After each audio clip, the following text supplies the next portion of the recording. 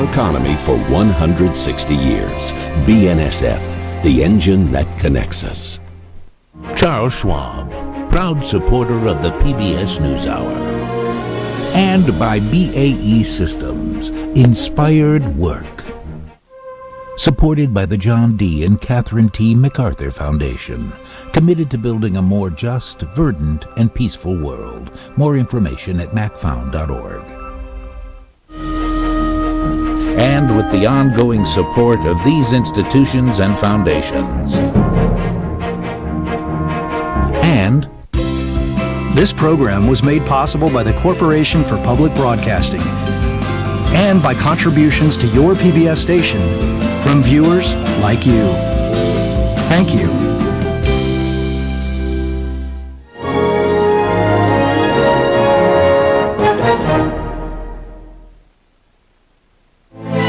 You're watching PBS. Programs on NPT are made possible by our members and the following. Preston Scheffenacher Properties is proud to support Maryland Public Television.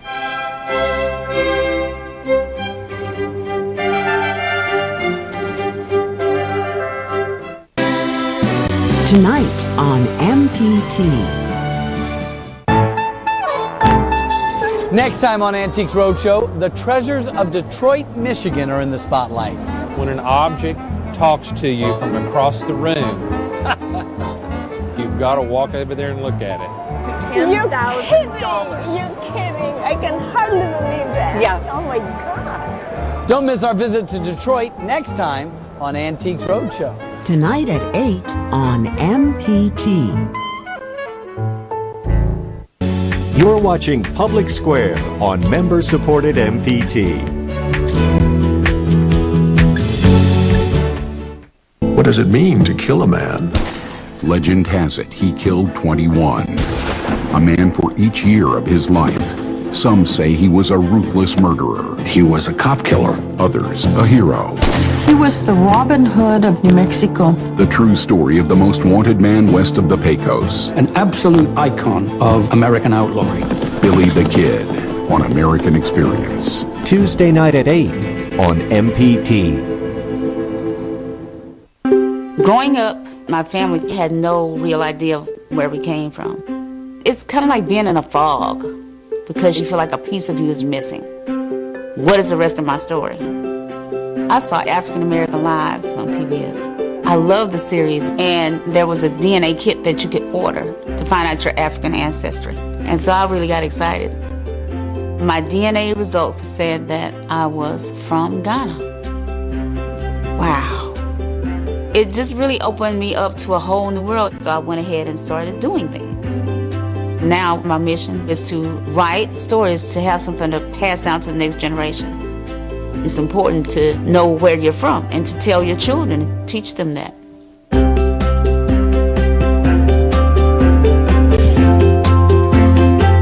PBS helped me to go on a journey to discover who I was, and that journey will never end. In the heart of historic London, a prefabricated skyscraper. It's basically a big jigsaw puzzle, and we just fill the gaps in. Assembled in record time by a tiny crew. Basically, it's the future of the construction industry. Could change construction forever. No one's ever done this before. Can these guys really do it? Meet the men and women who are reimagining our future. Hundreds of stories above the ground. Super Skyscrapers. Wednesday night at 10 on MPT. Are you watching us on a new widescreen TV? Try stepping up to HD and see MPT in a whole new way. MPT HD on Comcast and Verizon. This is Nightly Business Report with Tyler Matheson and Susie Garrett. Brought to you in part by TheStreet.com. Founded by Jim Cramer, TheStreet.com is an independent source for stock market analysis. Cramer's Action Alerts Plus service is home to his multi-million-dollar portfolio. You can learn more at TheStreet.com/NBR. Loving it? Not last month, not in the U.S. But McDonald's sales were strong in China, where the world's largest restaurant chain is working hard to beef up its business in that important market. The clock is ticking. Time is running short for Congress to raise the nation's borrowing limit. Tonight, House Republicans are meeting. What's on the agenda and what could come of it? Financial security. AOL's CEO dramatically altered the company's 401k plan, then reversed course. But the move begs the question, how vulnerable are your retirement benefits? All that and more tonight on Nightly Business Report for Monday, February 10th. Good evening, everybody. I'm Sue Herrera, in This Week for Susie Garrett. And I'm Tyler Mathisen. Welcome, everybody. Well, we begin tonight with news about an iconic American company, the official restaurant, as it happens, of the Sochi Winter Games, McDonald's. Turns out the new dollar menu isn't helping Mickey D's, at least not much in the U.S., and that weighed on shares of the Dow component today. But things across the globe are looking better.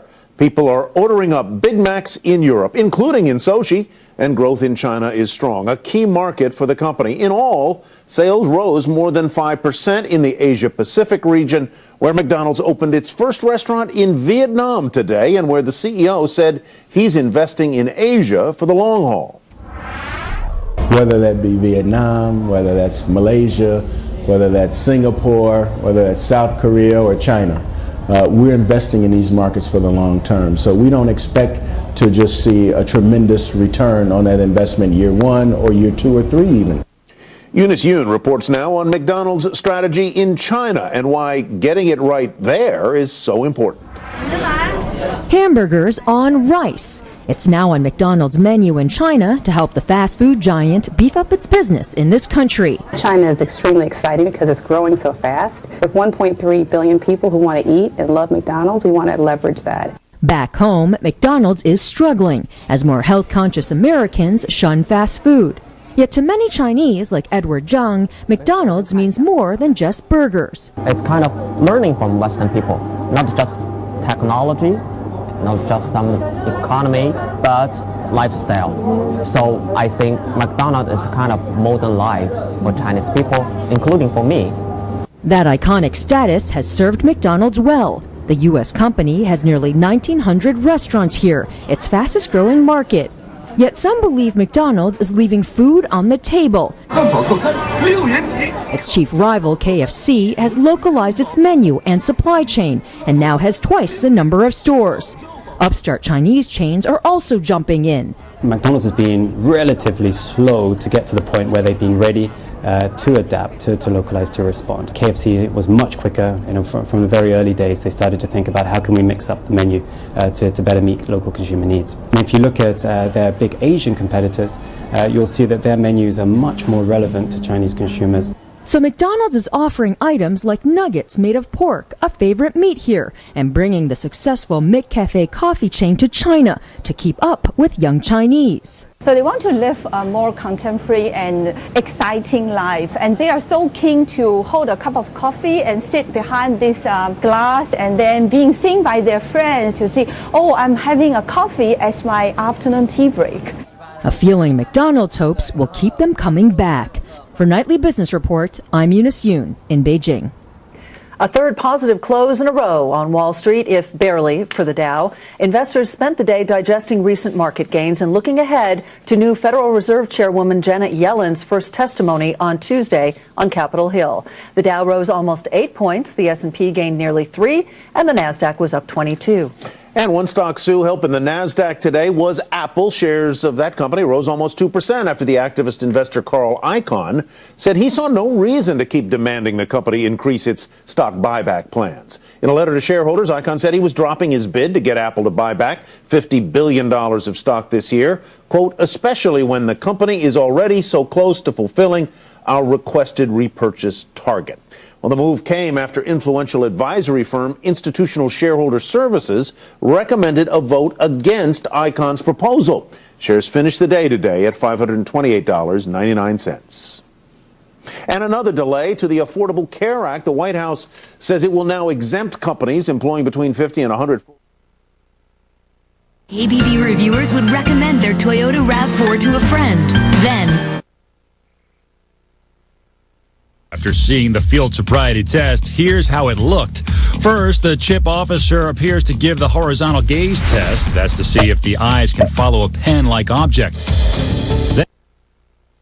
So forth. We're going to be talking about chocolates. You want to have somebody to give the chocolates to.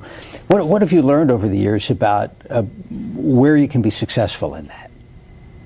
I mean, what works in terms of finding people? In terms of finding people, well, first of all, the number one step is you have to get clarity. You have to know who you are and what you're looking for, and that's really, when you cut to the chase, what I do is about personal development, because the truth is, how you interact with someone else really comes from you having clarity within yourself first. So you're going to really develop yourself, and you have to have clarity about who you are, what feels like love to you. It's about strategies, understanding what works, what doesn't work, and some people struggle because they're not getting their needs met.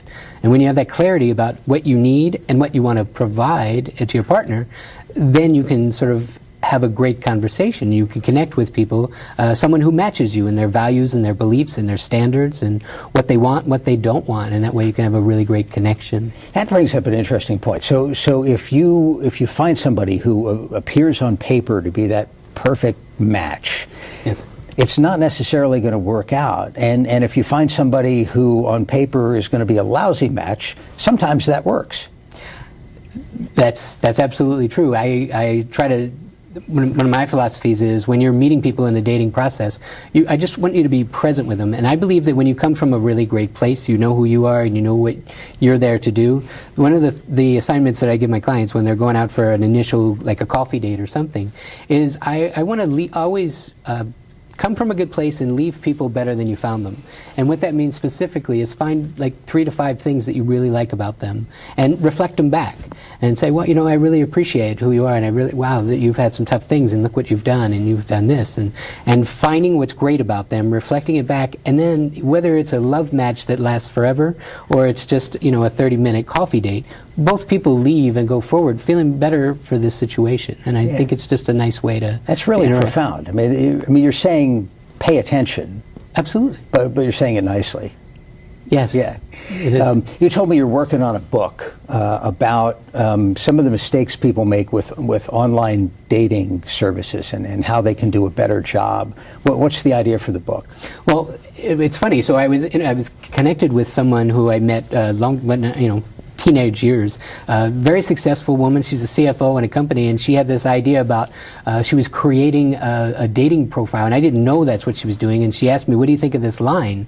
And I said, I made a joke about it. I said, "That's terrible," and nicely, because we were playing about it. And I was actually surprised. I realized that people think that online dating doesn't work, and the truth is it works really effective. Sometimes what doesn't work is your profile.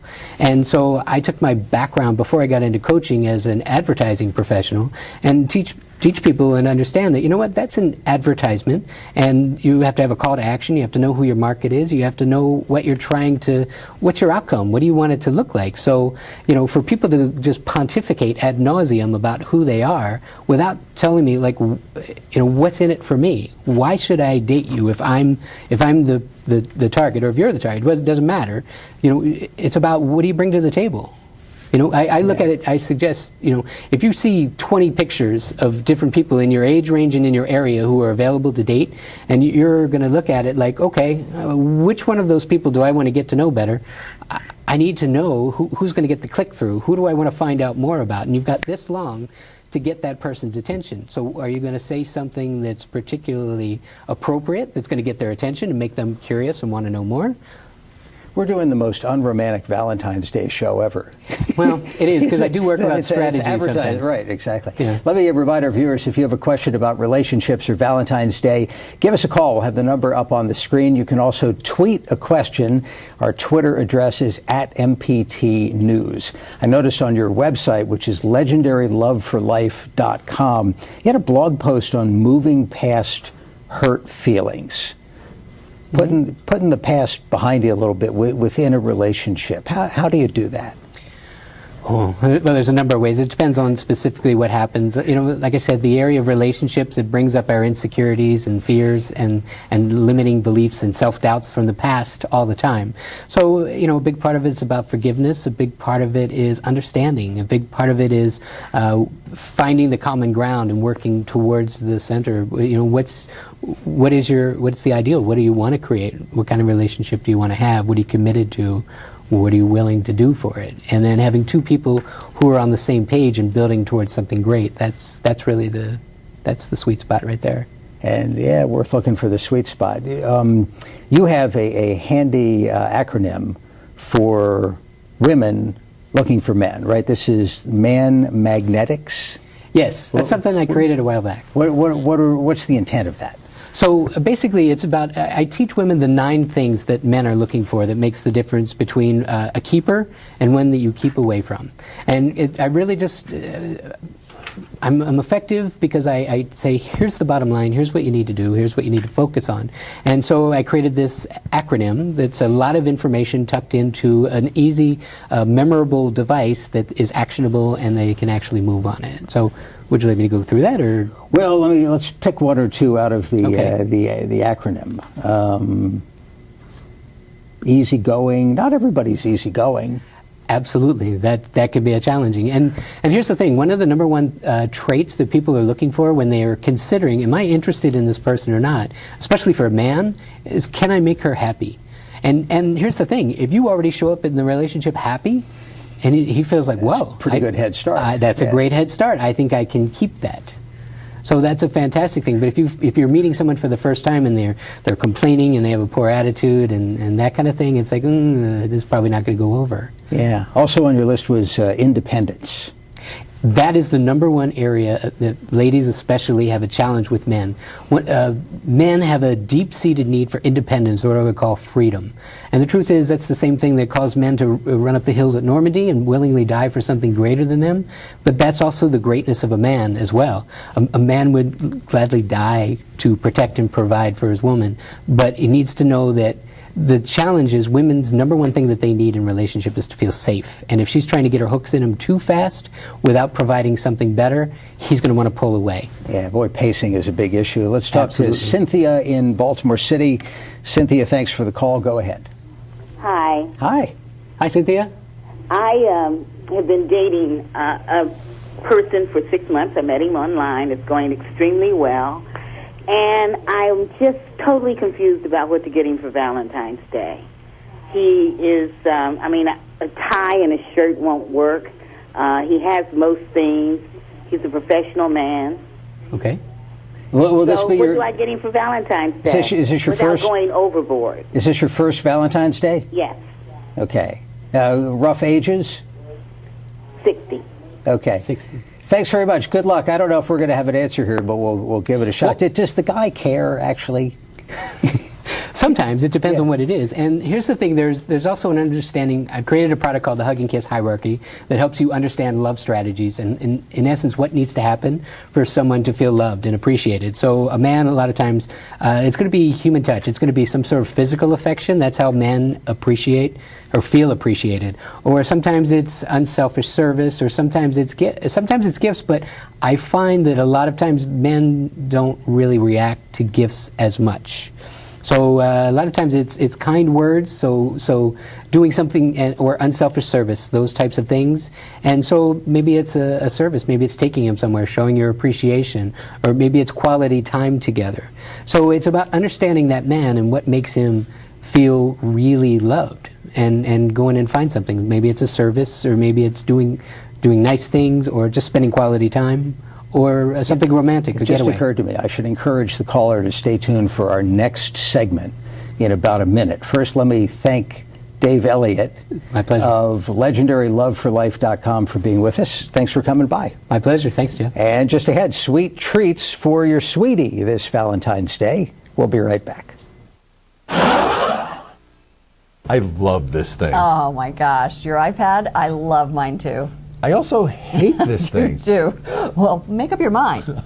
Well, because I'm limited to Apple programs. I can't do a lot of the things I can do on my PC, so I have to lug my laptop along on trips. Which kind of defeats the purpose. But there's a new app that lets you use your desktop programs on the iPad tablet. It's called Access, and it literally lets you import the programs from your PC or Mac, including all your files. So you can use, say, Microsoft Word or Excel and control them with your fingers on the touchscreen. With no physical keyboard, you can dictate text by using your voice. You can even watch videos stored on your home computer. Access is hardly perfect. For one thing, your computer has to be on constantly for the program to work on your iPad, and nobody can use the computer during that time. You need a good internet connection, and it's not cheap, $80 a year every year. But it has the potential to turn your iPad into a more complete device, and that's your daily download.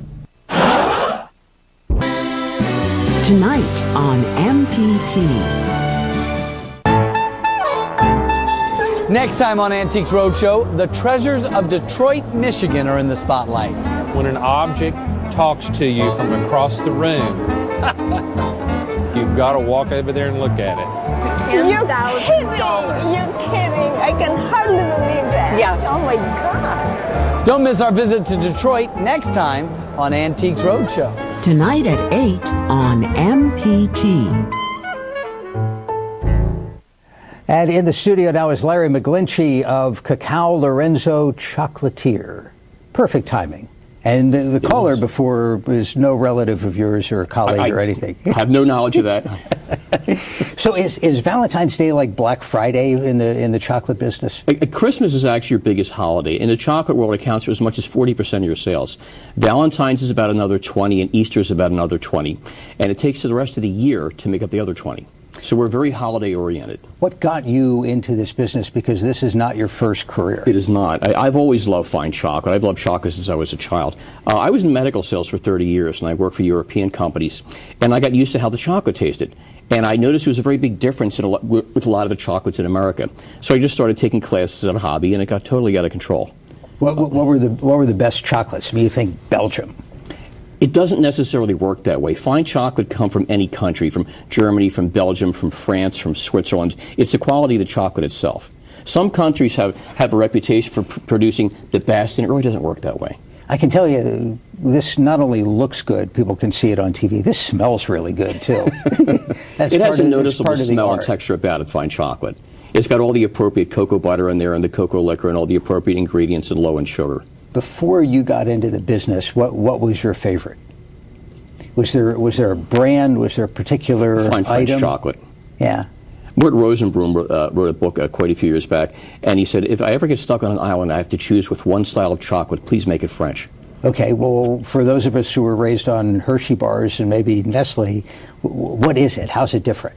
It's the way they make it. It's the manufacturers, the ingredients they use, it's the care they take. It's very subtle. It's not overwhelming. If you bite into a chocolate, a filled chocolate, which are known as bonbons in France or pralines in Switzerland, they can have a very strong alcohol taste if they're using alcohol in it. Where the French, you're going to get more of the essence of it. And it all starts with the cocoa bean, right? It does. Who first figured out that the cocoa bean was going to be edible even? We initially thought it was the Mayan civilization. It actually goes back further than that to the Olmec civilization in an area known as Mesoamerica in the lower Yucatan. It dates back about 3,000 years. And the beans all come from roughly that latitude, right? They come from an area known as the Cocoa Belt. It's 20 degrees north and south the equator encircling the globe. Okay, so we initially encountered them in the lower Yucatan, but then we encountered another kind of bean in the Amazon basin. So there's varieties. I mean, it's a little like coffee beans. There are numerous now. There's about 20. There was originally 2, the Criollo and the Forastero. It then branched out into a hybrid called Trinitario. There's about 20 right now. Yeah. What do you prefer to work with? Criollo and Trinitario, the 2 upper end beans. Okay. So when you work on creating something like this, what do you start with? You're not melting down Hershey bars to make this stuff. Hopefully not. No, we're not. Lovely product, Hershey. No, we don't. We start with it's called a pistole. It's a little disc of chocolate. We buy them in 44-pound cases. They're shipped in from France, and we melt them down, and we do lots of different things, as you can see, with them. Now, it needs to be tempered. What does that mean? Tempering means you have to regulate the fat so it doesn't rise to the surface. You have to make it more stable. Chocolate is the most complex fat in nature. It has 8 different fat molecules, and you have to stabilize that or else it'll separate. Okay, now everybody's familiar with milk chocolate, dark chocolate, bittersweet, Bittersweet is really pretty much an American term. It's referring to dark chocolate.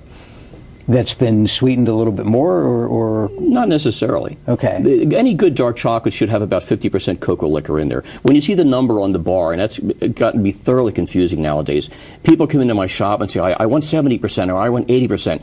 It's a really bad way to buy chocolate. It's like going to a fine wine shop or asking the sommelier in a restaurant, I'd like 12.5% wine. It doesn't tell you a thing about what you're drinking. The number on the bar tells you the amount of cocoa liquor in there, the amount of cocoa content in there. But they're coming in asking that because they've read somewhere that it's good for your heart or something if you have a high percentage. 60% or above, they say. You get much above 65%, and it gets awfully bitter. I can only tolerate about 65% myself. Okay. White chocolate. What is white chocolate? Because, I mean, by definition, doesn't chocolate have to be dark? It has to have cocoa liquor in it in order to be called chocolate, so technically it's not even a chocolate. But it's a very big seller. It's the #1 seller with children in Europe. It hasn't taken off quite as well in the United States. It's probably because of what we do to it. The European white chocolate has cocoa butter in it. In America, you're probably eating palm oil and sugar. It's rather waxy and nasty tasting. I don't like it myself. The European whites are absolutely delightful. Ours is from Belgium. My milk and my dark are from France. The white is from Belgium. Yeah. I'll eat pretty much anything, but the waxy stuff is the one objection. Well, that's what happens when you take the cocoa butter out, and I get back to the number on the bar. When you say 60% or something, you have no idea if they've taken all the cocoa butter out because it doesn't represent that. It's telling you the amount of cocoa liquor in it. They could have taken all the cocoa butter out and still give you 60%, 70%, 20%, whatever number you want, but it tells you nothing about the quality. Yeah, let me remind our viewers, if you have a question about chocolate that you've been dying to ask for a long time, including what to get somebody for Valentine's Day, give us a call. We'll have the number on the screen, or tweet a question to @MPT News. So what does sell for Valentine's Day? Well, Valentine's, I mean, hopefully you have a good product to begin with, and I think we do, but it's about packaging. Richard Cadbury, back in 1861, created the first red cardboard heart, and that's how that all started, with the cardboard hearts for Valentine's Day. I just got to believe nowadays there's got to be more creativity in the world to do a red heart. So we do different types of Valentine's packaging. We have a box of 32 pieces and 27 pieces. This is a magnetic box, when this swings out and has a hidden compartment in the bottom. We try to do different creative things every year. And all of this stuff is made locally in your shop? I make all of it in my shop. The base product is shipped in from France, and I make it look like this. Tell me about the business. How long have you been there, and where are you? We've been in that shop for 9 years. I ran a business out of my home, a shipping business, for 2 years prior to that. And after growing weary of baker's racks in the living rooms and things like that, I decided, why don't I open up a shop? Yeah, you know the old saying that people who work in the sausage factory don't eat sausage. Does the man from the chocolate factory eat chocolate? I actually eat it just about every day. Whatever I'm working on, I sample it. What's the shelf life on these products? A filled chocolate, which is known as a bonbon or a praline, has a shelf life of about 3 weeks. You really don't want to buy any more than you can take home, consume in about a week. Right. I'm looking at your chocolate bars. 4 ounces, looks great. How's this different from what I might see somewhere else? Well, it's not a commercial product. Anything that's mass-produced in a large commercial scale really can't be fine chocolate because it doesn't have the shelf life. They can't use cocoa butter and all the fresh natural ingredients because it won't have the shelf life. You're doing an event at the Maryland Science Center in Baltimore next week. We are, next Thursday. What is that? We do a lecture on the history and science of chocolate. We've been doing it a few years now, and it sells out every year. It's a very popular event. We have different chocolate pairings with different wines and liqueurs. They do a wonderful job, the staff there, providing a nice evening and different foods they'll put out and different chocolate pairings. Let's talk to Jane in Washington, D.C. Jane, thanks for the call. Go ahead. Why is it that people like myself fall asleep after eating chocolate? Interesting. Thanks very much, because I was going to ask about caffeine content. Actually, the caffeine content is low. It gets kind of a bad rap that it has caffeine in it. If coffee's at the high end of the scale at about 115 milligrams as an average for a cup of coffee, tea comes in at about less than half of that, and cocoa is less than half of tea, so it's way down there at about 20 milligrams. Why you fall asleep afterwards? I have no idea. It shouldn't be doing that to you. Caffeine and theobromine are the two alkaloids, or more technically methylxanthines, that are in chocolate, and that's a central nervous stimulant. You also have You're serotonin. speaking like a former medical salesperson. Guess why I wound up in this business. And you also have serotonin and phenylethylamine, which are mood-lifting chemicals. So it should be having the opposite effect on you. I don't know why it's doing that. And before we go, do you have a signature item? If somebody samples one of yours, what do they have to get? You have to taste the Bosque Square. This is figs that we soak in port wine overnight. We're going to leave it there. We're out of time. Larry McGlinchey of CACAO, Lorenzo Chocolatier, thank you. My pleasure. Thank you for joining us. Have a good night.